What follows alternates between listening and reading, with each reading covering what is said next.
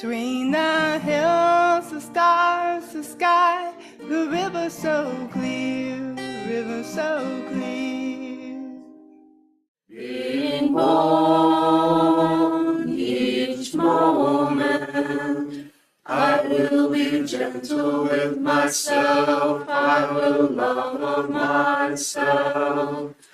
I am a child of the universe, being born each moment. I will be gentle with myself, I will love myself. I am a child of the universe, being born each moment. Welcome to the home of Unitarian Universalism in Bismarck, Mandan. In our community, we celebrate diversity of beliefs and we're guided by shared values, which you can find in your program, in your order of service, and on the website. This is a place where we gather to nurture one another, so true, and be supported on our life journey and put our beliefs into action through our work in the world.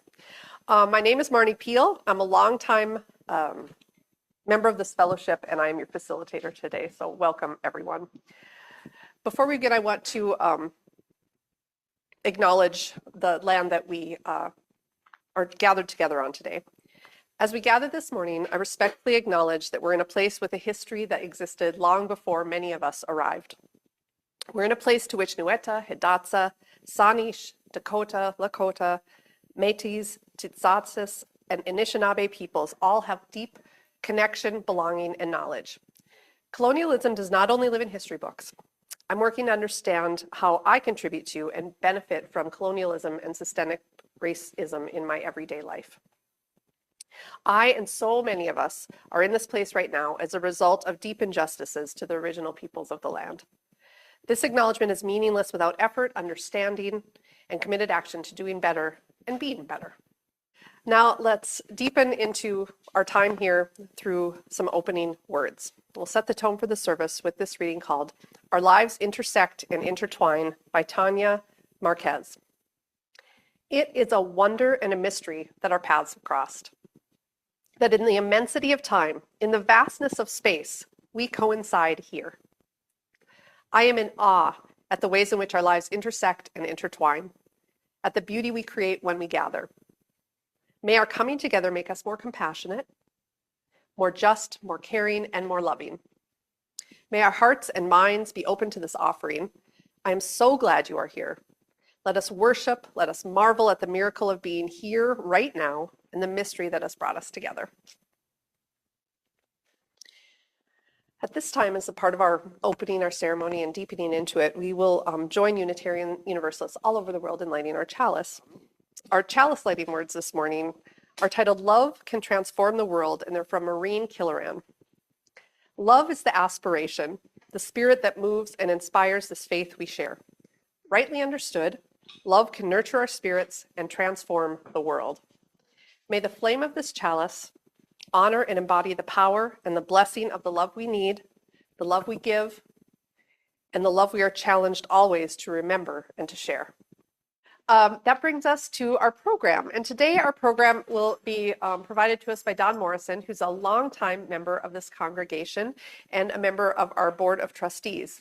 He's talking today about liberating love and how holding love at the center impacts everything we do and impacts our shared values and the work we do in the name of those values. I'm going to begin this morning by reading a piece from that's entitled Welcome to the Gift of Liberating Love. Love, it sits in the chest, at least at the start. It's what makes our heart beat again after being broken, and our lungs breathe again after being closed off in the dark for far too long. For some, it came in the form of our grandfather's eyes, which saw us as carriers of something bigger and more precious and older than our little bodies disclosed.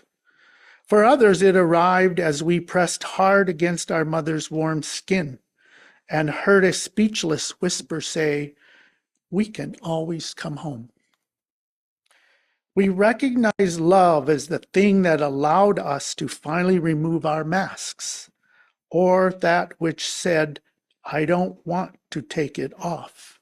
And I don't want you to take it off until you are ready." We were taught love by those who arrived in the midst of our fear and shook as we shook, instead of simply trying to make our trembling stop. But here's a secret. The inevitable awakening, the wonder that each of our lives is meant to reveal. Love doesn't just love us. It asks us to become it. That's why those metaphors of comforting quilts, which wrap us in their warmth, will never do. True love is always a thunderstorm that cracks us clean open so the echoes of other breaking hearts can make their way in. Yes, it wants us to be whole and strong, but love's deepest longing is that we will use that strength to tear down the structures that leave others bloodied and bruised. We must always remember that Selma's prophet of peace regularly preached, "Love and power are rightly always wed." And maybe this is where the second secret comes loose. As I shake the walls to let others free, I learned that the ones I've liberated included me. That reading is from Soul Matters, which is a resource for Unitarian Universalist materials and programming. This morning, we're going to look at how love is at the center of our Unitarian Universalist shared values, what that might mean as it relates to each of the shared values. And after I talk for maybe, 7 minutes, say, then we're going to talk about those shared values at the tables and what it means for each value to have love at the center, and what that value is like without love at the center, so we get a sense of that. But we'll begin by taking a quick look at how we got to the shared values, and I'll start with a brief trip back into the roots of Unitarians and Universalists. While both Unitarians and Universalists grew out of Christianity, the threads of freedom of thought, reason, rationality, love, and the basic dignity of every human being goes back a long way in time. Just 250 years ago, Universalists were radicals who believed in a loving God and universal salvation. No one was going to hell, according to the Universalists. There is a story of a Universalist preacher, Hosea Ballou, in the early 19th century. He was traveling through New Hampshire countryside with a Baptist preacher, and they were arguing theology as they traveled. At one point, the Baptist looked over and said, "Brother Ballou, if I were a Universalist and feared not the fires of hell, I could hit you over the head, steal your horse and saddle, and ride away, and I'd still go to heaven." Hosea Ballou looked over at him and said, "If you were a Universalist, the idea would never occur to you. Because if you believe to your very core that all were loved, all were worthy, it would never occur to you to hurt someone else." By the 20th century, Universalism evolved to where there was no heaven or hell and focused on doing good in this life. I think it's important to say at this point that today there are people from other religions and traditions who are finding a home community with UUs, which is enriching our congregations. There is an interesting history of human beings believing in freedom of thought, reason, compassion, the worth of individual experience, and being open to transformational thinking, which brings us to current Unitarian Universalists. When I joined this congregation, there was a set of 7 principles just adopted by the General Assembly in 1985. They were officially in Article 2 of the UUA bylaws, which also calls for reviewing them every 15 years. You see, the commitment to evolving and transforming has always been there with us. And yes, the bylaws, they were in the bylaws because we are a human constructed endeavor. The review process of these principles started in 2020 and resulted in the principles being replaced by shared values at the 2024 General Assembly. Carol Jean and I participated from our congregation that year, and the votes were overwhelmingly yes, but certainly not unanimous. The recently approved 6 shared values are printed in your cover, and love is at the center.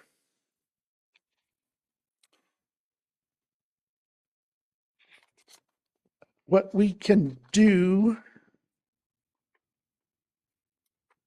we'll talk about that in a minute. We're going to talk about these the new shared values over the coming years, and we'll continue to talk about love at the center in many facets. Today, we know our world is full of uncertainty, daily attacks on freedom, human dignity, and the rule of law. There is ridicule for caring about each other, a steady drumbeat toward authoritarianism, upending centuries of bottom-up fights for progress on human rights in our nation. It's often brutal and outrageously out of bounds. So UU Minister Meg Riley, and I might say at this point, one of the things that I find when I look for things, how to put a talk like this together, is online and finding sermons and readings and different things of UU folks.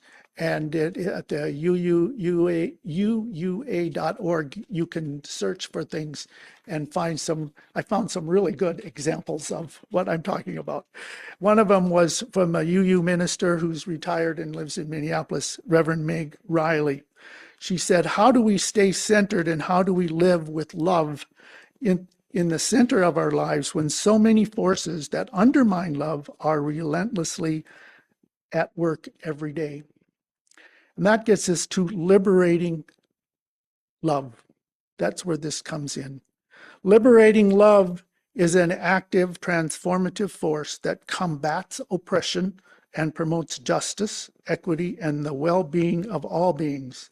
It is love that doesn't just comfort, but empowers individuals to dismantle oppressive structures, recognizing that liberation for others is interconnected with personal liberation.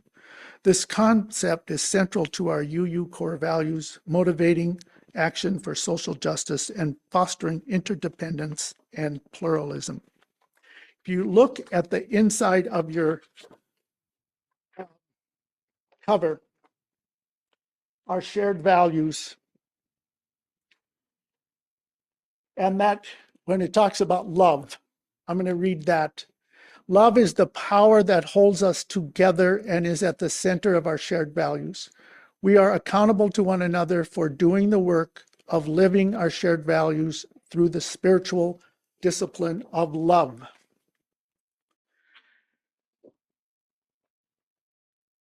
And you know, practicing, I would say just a bit on practicing love as a spiritual discipline. UUs, maybe especially people like me, are not known for spiritual discipline. Well, actually, not known for discipline, maybe.